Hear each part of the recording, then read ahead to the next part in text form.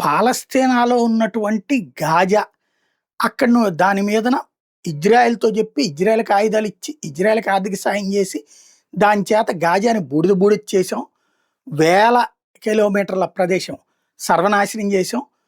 లక్షల ఇళ్ళు తగలబెట్టిచ్చాం. బూడిచ్చేసేసాం. ప్రజలందరూ పారిపోయేలా చేసేసాం. ఇప్పుడు యుద్ధం ఆపిచ్చేసాను గాబట్టి, మళ్ళీ దాన్ని అంటే ఆ బూడిదలో నుంచి మళ్ళీ ఒక కొత్త నగరాన్ని సృష్టిద్దాం అనుకుంటున్నా. ఆ బూడిదకి శాంతిని తయారు చేద్దాం అనుకుంటున్నా. ఆ శాంతి కోసం నేనొక కార్యక్రమం చేపట్టాను. ఐక్యరాజ్య సమితి కూడా పక్కన పెట్టేశాను. గాజాని నేనే చూసుకుంటాను.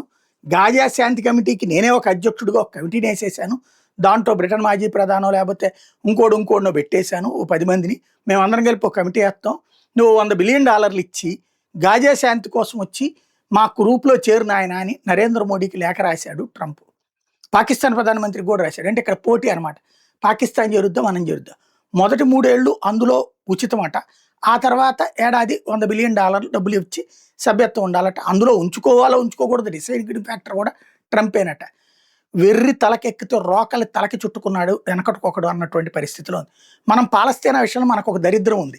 యాసర్ అరాఫత్ అనేటటువంటి ఒక ఎదవని అసలు ఈ హమాస్‌కి వ్యవస్థాపక ఉగ్రవాది ఎవడైతే ఉన్నాడో వాడిని పెంచి పోషించింది భారతదేశం. వాడు ఈ దేశంలోకి స్వేచ్ఛగా వచ్చిపోవడానికి ప్రత్యేక విమానాలు ఏర్పాటు చేసి దాన్ని డబ్బులు పెట్టుకుంది ఇందిరాగాంధీ. ఎందుకంటే భారతదేశంలో ముస్లింల ఓట్ల కోసం. ఆ దరిద్రమే ఇవాల్టి పాలస్తీనా కావచ్చు, ఇజ్రాయెల్ కావచ్చు, హమాస్ కావచ్చు, ఈ గొడవలన్నిటికీ కారణం. హమాస్ తీవ్రవాద నాయకుడు వాడే.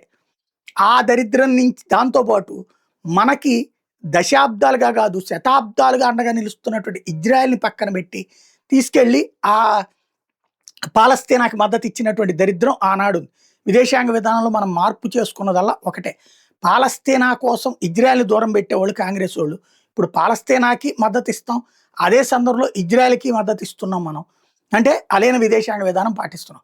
కాబట్టి ఇప్పుడు మనల్ని అందులో చేరమని పిలుస్తున్నాడు నరేంద్ర మోడీని ట్రంప్.